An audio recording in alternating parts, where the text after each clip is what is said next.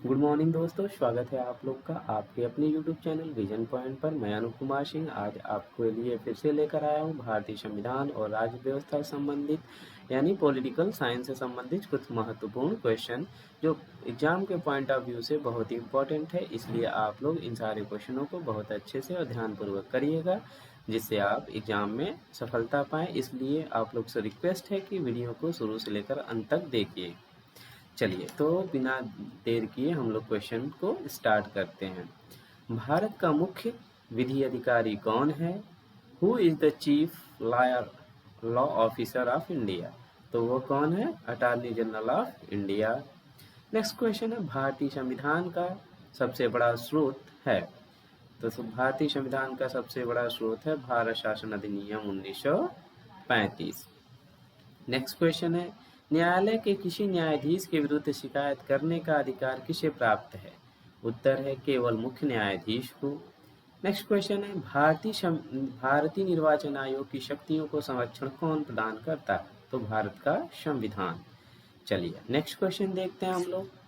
हमारे संविधान के किस अनुच्छेद में स्वतंत्रता के अधिकार की गारंटी दी गई है? तो स्वतंत्रता के अधिकार की गारंटी आर्टिकल 19 में दी गई है।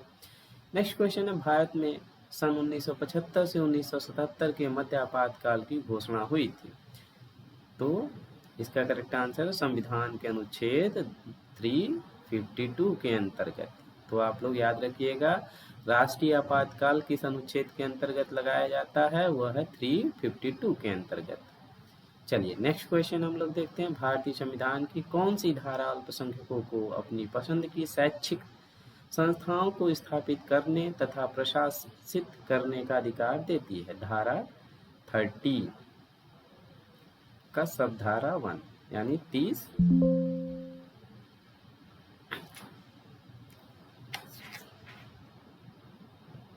चलिए अब हम लोग अपना नेक्स्ट क्वेश्चन देखते हैं। संविधान के अनुच्छेद 51(a) के अनुसार प्राकृतिक वातावरण को सुरक्षित रखने व नेक्स्ट क्वेश्चन है, संविधान के अनुच्छेद 51(a) के अनुसार प्राकृतिक वातावरण को सुरक्षित रखने व सुधारने का कर्तव्य किसका है? तो वह प्रत्येक नागरिक का है। चलिए नेक्स्ट क्वेश्चन देखते हैं, लोकसभा में अविश्वास प्रस्ताव लाने के लिए कितने सदस्यों की सहमति आवश्यक है? तो लोकसभा में अविश्वास प्रस्ताव लाने के लिए 50 सदस्यों की सहमति आवश्यक है। अविश्वास प्रस्ताव किसके खिलाफ लाया जाता है? सरकार के खिलाफ।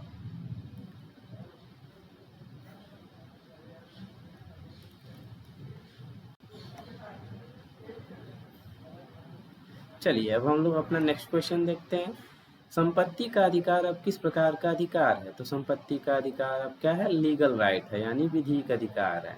और किस आर्टिकल के अंतर्गत है? आर्टिकल 300 के अंतर्गत। भारत के संविधान के अंतर्गत किसी कम्युनिटी को किस आधार पर अल्पसंख्यक घोषित किया जा सकता है?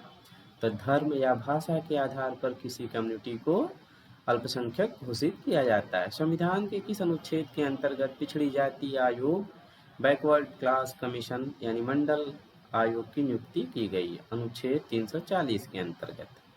चलिए नेक्स्ट क्वेश्चन हम लोग देखते हैं, किस प्रधानमंत्री के शासनकाल में संपत्ति के अधिकार को मौलिक अधिकारों की सूची से निकाला गया? तो वह थे मोरारजी देसाई के शासनकाल में। भारतीय संविधान किन्हें शोषण के विरुद्ध अधिकार प्रदान करता है? बच्चों और महिलाओं को।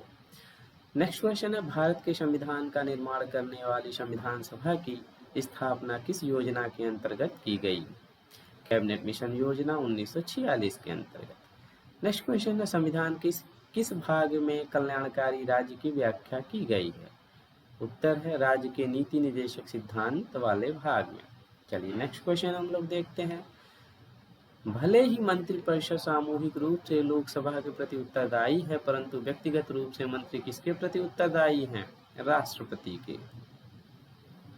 नेक्स्ट क्वेश्चन है, प्रधानमंत्री अपने पद पर कब तक रह सकता है? जब तक उसे संसद का समर्थन प्राप्त है। समर्थन यहाँ कहने का तात्पर्य यानी बहुमत प्राप्त है।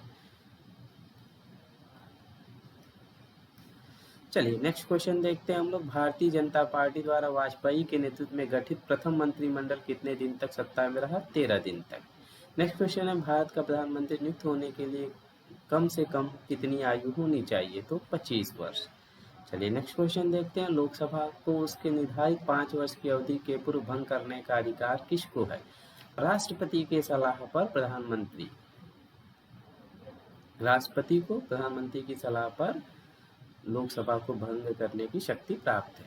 नेक्स्ट क्वेश्चन है, सर्वोच्च न्यायालय के न्यायाधीश किस प्रकार नियुक्त किए जाते हैं? राष्ट्रपति द्वारा भारत के मुख्य न्यायाधीशों के परामर्श से। नेक्स्ट क्वेश्चन है, लोकसभा को उसके सामान्य कार्यकाल पूरा होने से पहले कैसे भंग किया जा सकता है? प्रधानमंत्री के परामर्श पर राष्ट्रपति के सलाह द्वारा, राष्ट्रपति द्वारा। चलिए नेक्स्ट क्वेश्चन देखते हैं। उच्च न्यायालय प्रत्यक्ष रूप से किसके अधीन है? तो भारत के सर्वोच्च न्यायालय के अधीन। भारत का संविधान शेष शक्तियां किसे प्रदान करता है? संघीय सरकार को। नेक्स्ट क्वेश्चन है, किस संवैधानिक संशोधन द्वारा नगर पालिका को संवैधानिक दर्जा प्रदान किया गया? तो कौन सा संविधान संशोधन था? 74वां संविधान संशोधन कब लाया गया था? 1993 में। यह प्रभावी कब से होता है? 1900 और प्रभाव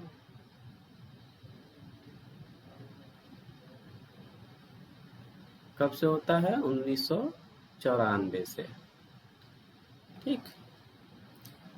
74वां संविधान संशोधन कब लाया गया था? 1993। नेक्स्ट क्वेश्चन है, भारत के संविधान में संशोधन प्रस्ताव कौन प्रस्तुत करता है? केवल संसद। नेक्स्ट क्वेश्चन है, भारत सरकार के प्रमुख कानूनी सलाहकार के रूप में कार्य करता है?